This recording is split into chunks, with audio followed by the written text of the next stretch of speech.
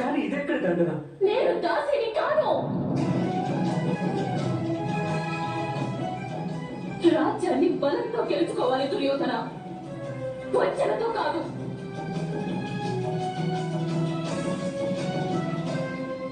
చూసారుగా పితామహ, ఈ దాసీరాలి ప్రవర్తనను చూడండి.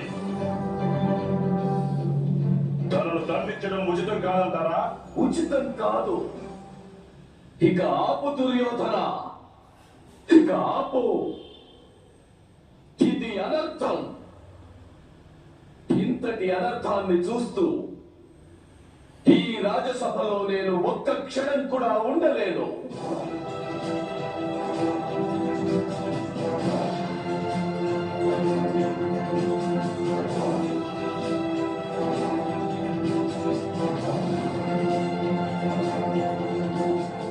ఆగండి మహితాత్మ భీష్మ.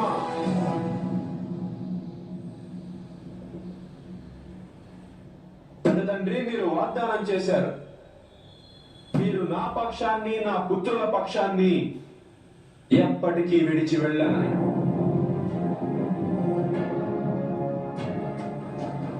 నేను గంగామాత పుత్రుడను. మా రాత పవిత్రత సాక్షిగా శపథం చేస్తున్నాడు. నేను హస్తినాపురికి రాజుగా కాక దాసునిగా మారిన జీవితాన్ని గడుపుతాను.